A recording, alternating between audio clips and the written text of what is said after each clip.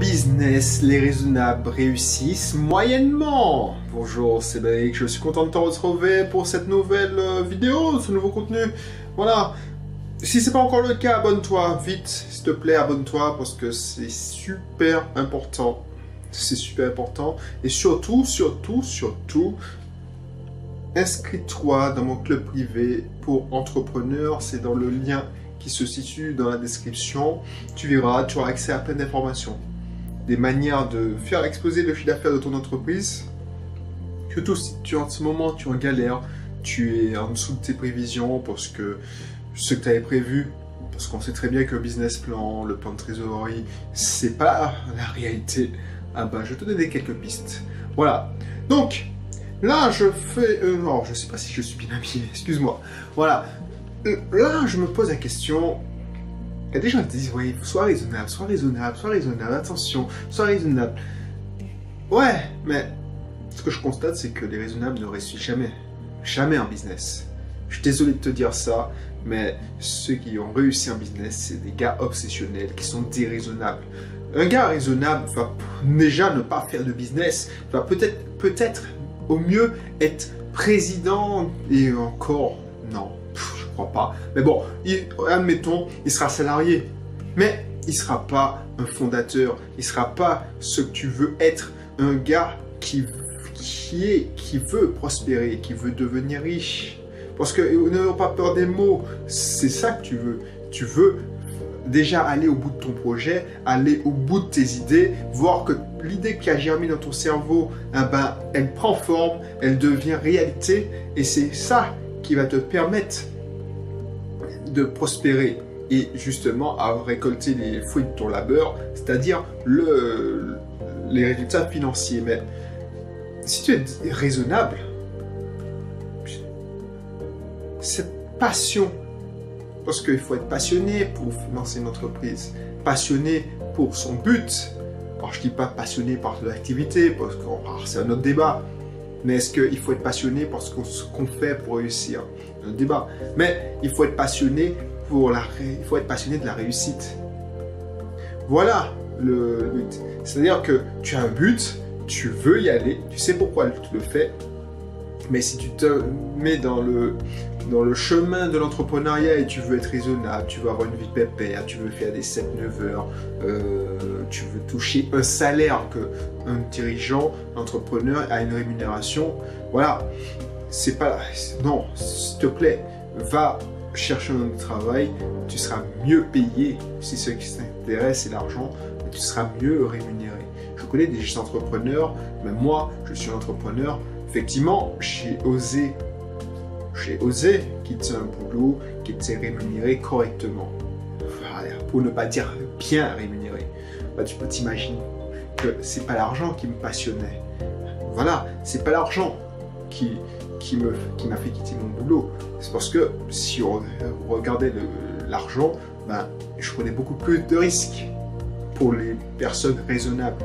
Parce que les personnes raisonnables regardent et se disent, ben, tu touches un bon salaire, tu as une belle situation, pourquoi tu veux hypothéquer ça pour quelque chose qui n'est pas sûr? Voilà, donc c'est pas quelqu'un de raisonnable qui quitte un boulot bien payé pour rentrer chez lui et qui se dit qu'il va se lancer dans l'entrepreneuriat. C'est pas quelqu'un de raisonnable qui se dit, tiens, je vais prendre la direction d'un garage, alors tu sais pas même changer un pneu. C'est ça, je suis déraisonnable et je suis fier de le dire. Donc, les gens qui sont déraisonnables, c'est eux qui réussissent. Ce pas des gens raisonnables. Ceux qui créent un boulot, ceux qui créent une entreprise pour être leur propre patron, pour se créer un travail.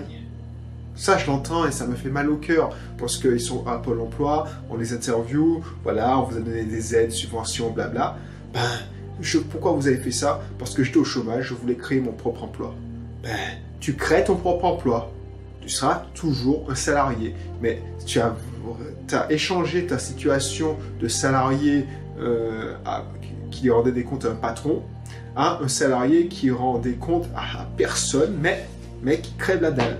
Parce que en ayant ces objectifs, excuse-moi de le dire, mais petits, bah, tu n'es tu ne seras pas à la hauteur et tu y abandonneras au moins de petits CDI qu'on te fait miroiter. C'est pour ça qu'il y a plein de personnes. Il y a plein de personnes qui abandonnent au bout d'un an, 2 ans, parce que finalement, la passion n'y est plus, ok, mais c'est surtout que les objectifs n'étaient pas assez élevés. Donc, comme ils sont raisonnables, ils se sont dit, bon, tu sais quoi, ben, mon chiffre d'affaires, ce sera 2000 €. Voilà, les petits 2000 € comme ci, comme ça. Et résultat, ils ont 200 €. Voilà la réalité. Pourquoi? Parce que ils ont été raisonnables. Voilà, comme mon objectif, c'est de faire 2000 €. Je ne veux pas mettre 10 € par jour, 20 € par jour, 100 € par jour, 200 € par jour sur une publicité Facebook. Parce que mon objectif, c'est 2000 € par mois. Donc, ils se font dépasser par tous ceux qui sont déraisonnables. Je ne suis pas le seul à le dire. Tu penses que Steve Jobs était raisonnable? Bill Gates, j'entendais sa biographie, je lisais sa biographie dernièrement, et à 22 ans, il était déjà millionnaire, ok, mais comme il a commencé, c'est qu'il il a passé des heures dans son club informatique à l'époque, et il passait son temps à coder des lignes de programme de machines, et à l'heure où tout le monde pense à sortir avec des filles, tout ça, non, ce mec s'intéressait, il était passionné, déraisonnable. Steve Jobs, c'est la même chose. Il est déraisonnable. Il a été déraisonnable. Le mec, il était, selon ses collaborateurs, voilà, je trouve pas le mot. Mais voilà, c'est quelqu'un qui était déraisonnable, qui était exécrable dans la vie de tous les jours, parce que pour lui, il y avait 2 catégories de personnes.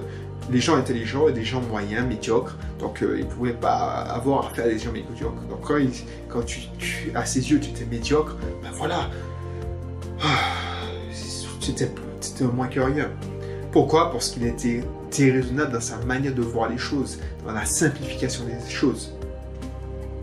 Donc, tous ces gens-là, Einstein, déraisonnable, mec, voilà, Edison qui a essayé 10 000 fois de mettre la lampe à incandescence au point, tu vois, le mec 10 000 fois quoi, c'est pas quelqu'un de déraisonnable. Pourquoi il est devenu riche? Parce qu'il était déraisonnable. Pourquoi son activité a prospéré? Déraisonnable. Donc les gens qui veulent être raisonnables, je lance mon cabinet d'art, je fais des études d'architecte et je lance mon cabinet d'architecture et puis voilà, j'ai juste besoin de quoi manger. Ben oui, ils gagnent très bien leur vie, je ne dis pas le contraire, mais ils seront esclaves de leur boulot, esclaves de leur entreprise, parce qu'ils n'ont pas fait les efforts nécessaires et déraisonnables pour atteindre l'indépendance et la liberté financière.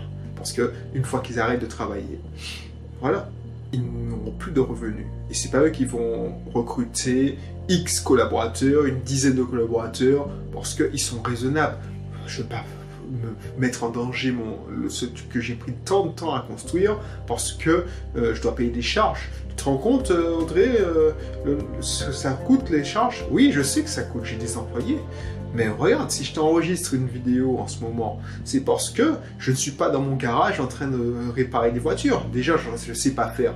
Mais je ne suis pas assis derrière le comptoir à facturer. Il y a une secrétaire pour ça. Parce que, voilà, je suis déraisonnable. Donc, je m'estime, je veux ne pas me contenter que de garage. Je veux plus. Donc, je vais sûrement investir dans d'autres business. Voilà le côté déraisonnable.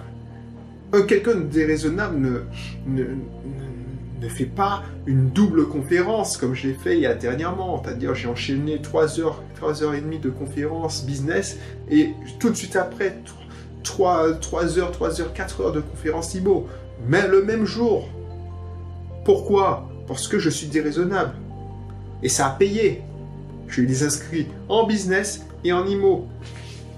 Pourquoi je te dis ça? C'est pas pour me vanter. C'est parce que je vois trop de personnes, peut-être que tu es dans le cas, qui s'estiment heureux quand ils atteignent le SMIC ou le salaire d'auparavant.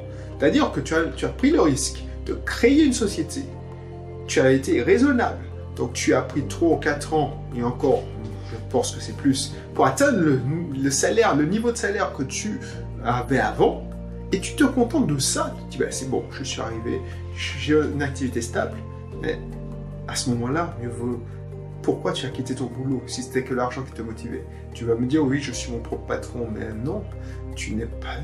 Si tu fais faillite, alors je ne le souhaite pas, tu vas pas avoir des indemnités de Pôle emploi. Donc, non, il faut être déraisonnable. Déraisonnable. Et tu veux avoir des systèmes, des méthodes de gain déraisonnables pour te permettre de dominer ton marché. Parce qu'il n'y a pas de je vis, on est d'accord. Non, il faut dominer ton marché. Inscris-toi dans mon club privé pour entrepreneurs. Entrepreneurs déraisonnables. Voilà. Peut-être que je vois des dislikes sur YouTube, parce que ça, c'est un endroit où il y a plein de gamins qui croient qu'ils ont la licence infuse. Si tu n'aimes pas, dislike, je suis content, parce que ça me montre que tu es raisonnable. Et tu seras toujours du côté des raisonnables. Voilà, ça c'est pas une provocation, c'est une vérité. Voilà, donc, pour ceux qui veulent aller plus loin, inscrivez-vous, inscris-toi dans le club privé, c'est gratuit. Tu verras comment tu retrouveras pas mal d'astuces pour augmenter ton chiffre d'affaires. Donc, tu seras au courant de mes prochains séminaires, de mes prochaines conférences, de mes prochains webinaires, des séminaires en ligne. Tu auras accès à des articles, tu auras accès à des vidéos que je ne diffuse pas. Voilà à ce que tu auras accès, tout cela gratuitement. Voilà, donc, recheck une chose, sois déraisonnable quand tu lances ce business, parce que les raisonnables, ils font faillite, ils crèvent la dalle ou ils sont restés à leur boulot. Voilà, allez, c'était le message du jour. Ciao.